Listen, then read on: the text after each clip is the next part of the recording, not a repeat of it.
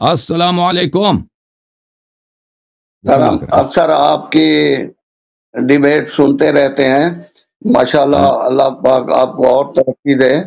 ہم یہ مخالف نہیں ہیں، ہم بھی اہل بیت کو ماننے والے ہیں. تو نہج البلاغہ سے فرمان مولا کا ہے 117 کہ میرے بارے میں دو قسم کے لوگ تباہ و برباد ہوئے. ایک وہ جو عداوت رکھنے والا، اور دوسرا وہ جو حد سے زیادہ چاہنے والا.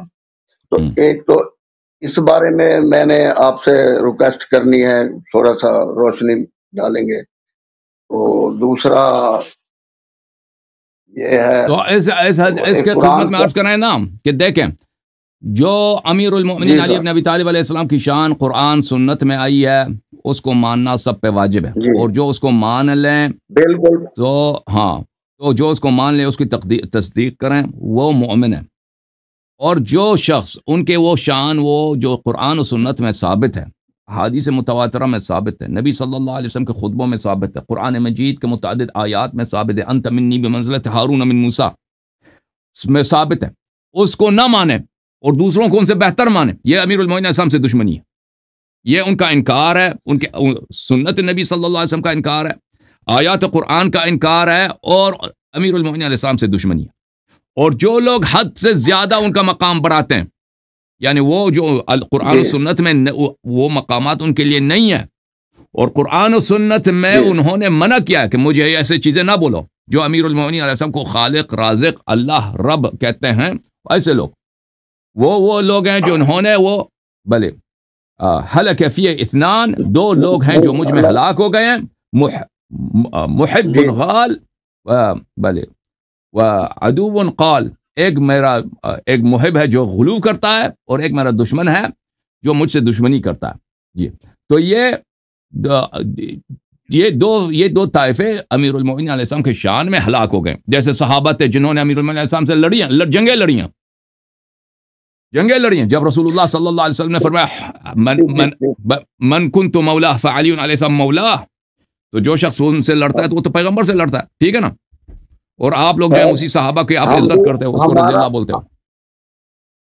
سر ہمارا ایمان ہے جو پاک رسول نے فرما دیا ہے، کیونکہ قرآن پاک میں واضح ہے اطیع اللہ و اطیع رسول و اولو الامر منکم.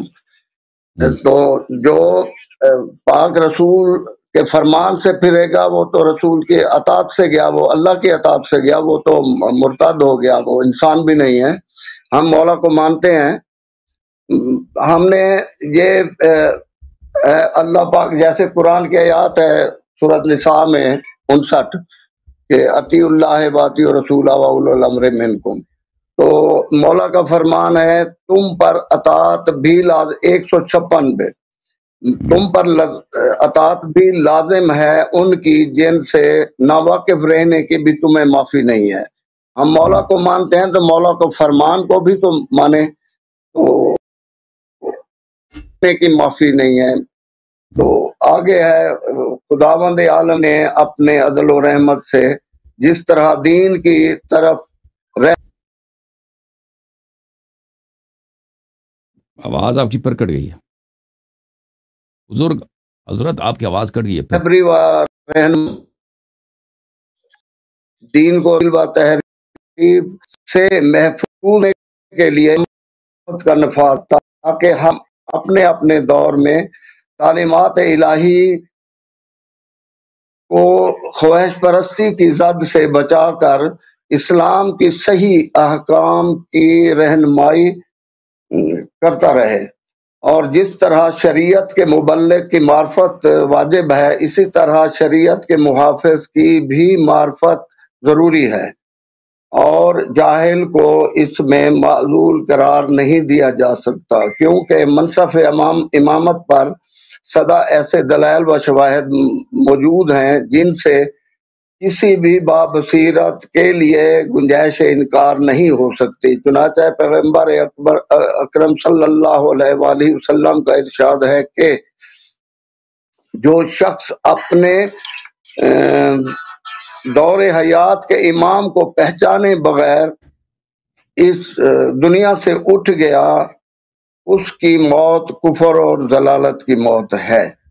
ہم اس بارے میں سر آپ سے بڑی ریکویسٹ ہے کہ روشنی ڈالیں۔ باقی ہم اختلاف کرنے والے نہیں ہیں، ہم ماننے والے ہیں۔ جی آپ سے کہوں، آپ ہمارے بھائی ہیں، آپ ہمارے عزیز ہیں، آپ ہمارے بزرگ ہیں، آپ ہمارے چچا ہیں، ہم آپ کی عزت کرتا ہوں، اللہ تعالیٰ آپ کو جزائے خیر دے۔ مجھے جو لگتا ہے، جو میں نے آپ کی باتیں سنی، آپ نے اچھی باتیں کی ہیں۔ ہمارے دل میں آپ کی بھی بہت عزت ہے۔ ہم کہیں بھی مولا کو ماننے والے ملیں تو ہمیں خوشی ہوتی ہے۔ تو ہم چاہتے ہیں کہ امام کی معرفت، یہ خطبہ نمبر 150 پہ بھی ہے، جو امام کی معرفت ضروری ہے۔ تو اس لیے میں نے آپ کو سے گزارش کی ہے کہ اگر اس میں آپ نے بالکل صحیح فرمایا۔ میرا ایمان ہے، نہج البلاغہ پہ ایمان ہے، قرآن و حدیث پہ ایمان ہے ہمارا۔ اہل بیت کو کون نہیں مانتا؟ صحیح فرما رہے ہیں، اللہ آپ کو جزائے خیر دے، اللہ آپ کو سلامتی دے۔ ہم 12 امام کو مانتے ہیں۔ اللہ آپ کو عزت دے میرے عزیز، اللہ آپ کو سلامتی دے۔ تھینک یو میرے بھائی۔ اوکے جناب، اللہ آپ کو سلامتی دے۔ Thank you. جی اگر آپ اس پر روشنی ڈالیں تو مہربانی ہوگی۔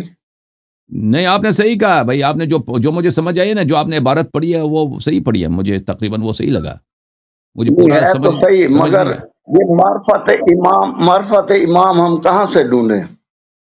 معرفت امام، معرفت رسول، معرفت اللہ کہاں سے آئے گا؟ آپ کو قرآن سے آئے گا، صحیح سنت سے آئے گا، صحیح احادیث سے، ٹھیک ہے نا؟ جی بالکل، معرفت اللہ، معرفت رسول ظاہر ہے، ہم یہ زندگی میں ہی حاصل کرنا لازمی ہے۔ اگر آپ مہربانی کریں تو یہ عرض یہ ہے کہ دیکھیں، رسول اللہ صلی اللہ علیہ وآلہ وسلم میں اب لوگوں کے ارشاد کے لیے اور ہدایت کے لیے انہوں نے کوئی کسر نہیں چھوڑی، انہوں نے کوئی کوتاہی نہیں کی۔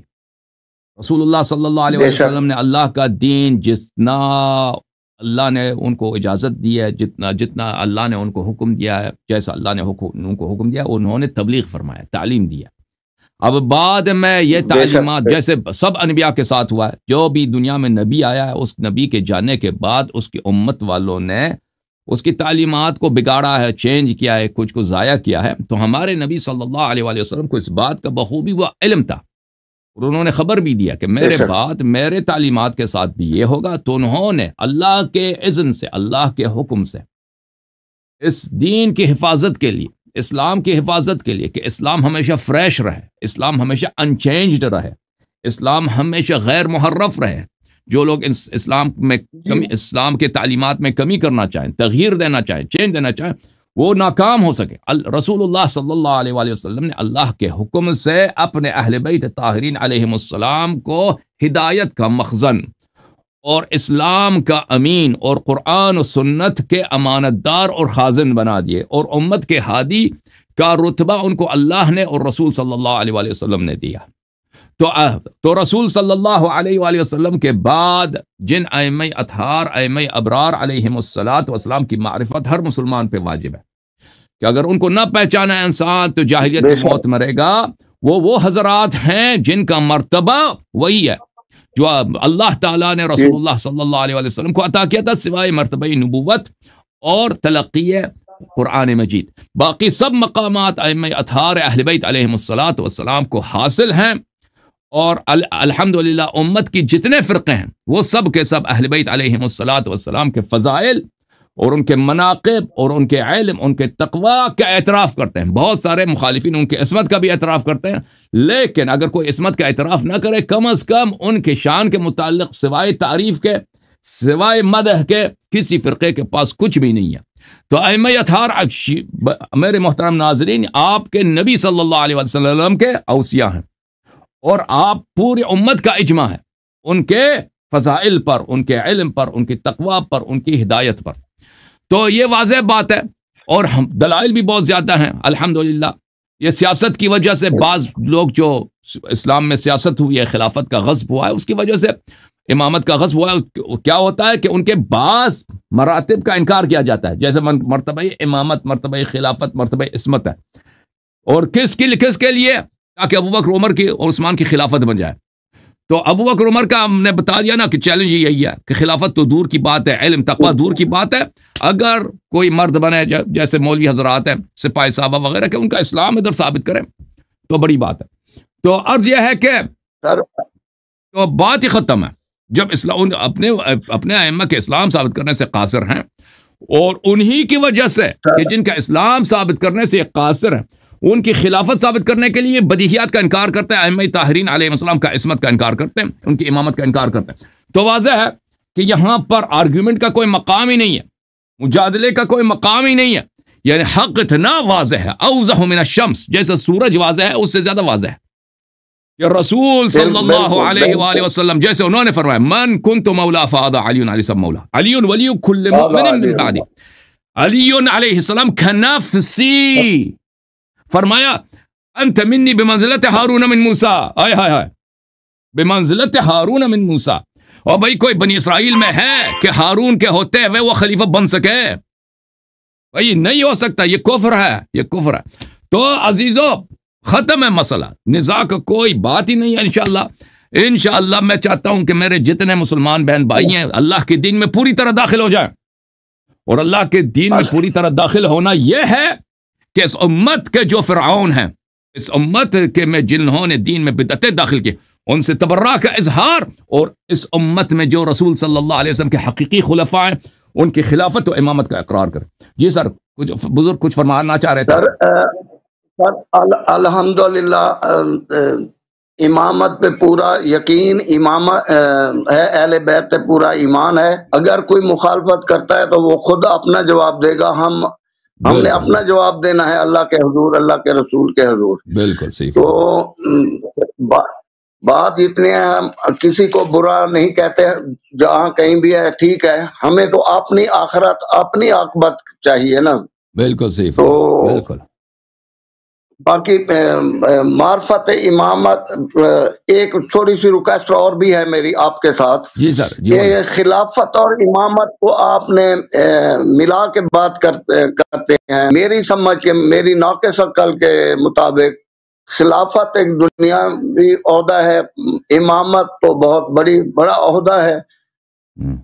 تو خلافت سے مراد ہم حکومت نہیں لیتے نا. جب میں خلافت کہتا ہوں نا، خلافت کہتا ہوں تو بہت دفعہ خلافت سے لوگ حکومت سمجھتے ہیں، اور یہ ایک خلافت کا یہ ایک ایسا معنی ہے جو اب بن چکا ہے. یہ حقیقی معنی نہیں خلافت کا. دیکھیں انت منی بمنزلت ہارون من موسیٰ اخلفنی فی قومی، موسیٰ علیہ السلام ہارون کے جانشین ہیں. موسیٰ کا کوئی حکومت ہی نہیں تھا بیچارے کا، حضرت موسیٰ علیہ السلام کی کوئی حکومت نہیں تھا. قال لا ما املک الا نفسی و اخی، کوئی میری اس کی حکومت ہی کیا، وہ صرف ایک ہی آدمی اس کے ساتھ ہے جو حضرت ہارون علیہ السلام ہے، کوئی اس کے ساتھ ہے بھی نہیں. تو عرض یہ ہے خلافت سے مراد ہم کیا لیتے ہیں؟ جانشینی پیغمبر، رسالت میں آپ صلی اللہ علیہ وآلہ وسلم کے بعد اس امت کا لیڈر کون ہے. چاہے آپ اس کو خلافت کا نام دے دیں، چاہے اس کا نام آپ جانشین کہتے ہیں. رسول صلی اللہ علیہ وسلم کے بعد امت کا ہادی کون ہے، امت کا سربرست کون ہے، امت کا لیڈر قائد کون ہے. اس کو چاہے آپ خلافت کہہ دیں چاہے امامت کا. اگر ان معنوں میں لے لینا تو واضح ہو جاتا ہے کہ خلافت ان معنوں میں دنیائی مقام نہیں ہے. ان معنوں میں خلافت ایک آسمانی، ایک روحانی، ایک دینی، ایک مقدس مقام ہے. جی اللہ یاری صاحب، میری ریکویسٹ ہے، موتبانہ گزارش ہے کہ ہم نے نہج البلاغہ پڑھی ہے کہ دین کو تبدیل و تحریف سے محفوظ رکھنے کے لیے امامت کا نفاذ. خلافت پہ تو لڑائی ہے، خلافت اگر کوئی اول مانے یا چوتھا، امام کا درجہ ہماری نظر میں تو بہت بلند ہے. امام پاک تو نبی پاک صلی اللہ علیہ وسلم پورا دین کے محافظ ہیں. جس طرح بالکل شریعت کے مبلغ کی معرفت ضروری ہے، اسی طرح دین کے محافظ کی بھی معرفت ضروری ہے. تو اگر کوئی نہیں مانتا ایمان، تو ہم دین مکمل ہی تب ہوتا ہے کہ دین کو جنہوں نے جو دین کے محافظ ہیں ان کی اطاعت نہ کی جائے تو دین کیسے ہمیں ملے گا؟ بالکل دین تو ملنا ہی حضور کے گھرانے سے ہے. بالکل صحیح فرمایا. بالکل صحیح فرمایا. صرف معرفت امامت پہ ہمارا یہ ہے، ہماری اتنی ریکویسٹ تھی کہ معرفت امامت پہ ہمیں کوئی اگر مہربانی ہو سکے. دیکھیں معرفت امام علیہ السلام کے متعلق میں انشاءاللہ تبارک و تعالی ابھی کچھ سیریز بھی چل رہا ہے اسی یوٹیوب چینل پہ. اور انشاءاللہ میری ٹھیک نیت ہے بھی سر، یہی ہے کہ میں 15 شعبان سے پہلے کچھ تقاریر کروں معرفت امام علیہ السلام کے موضوع پر. انشاءاللہ اس میں بہت ساری باتیں آپ ٹھیک کے سر، ہاتھ میں آ جائے گا. Okay, thank you. صحیح ہے، بہت ٹھیک ہے، عزت میں بخشی آپ دوبارہ نے. آپ سے ٹائم دوں گا سر، میں دوبارہ انشاءاللہ آپ کو حتماً، تکلیف دوں گا، مہربانی کرنا ٹائم دے دینا سر. انشاءاللہ حتماً حتماً. ٹھیک ہے، آپ اللہ بڑے آپ عزیز ہیں، کو آپ بڑے عزیز ہیں. اللہ تعالیٰ آپ کو عزت دے. Thank you sir. اللہ تعالیٰ آپ کو جزائے خیر دے میرے بھائی.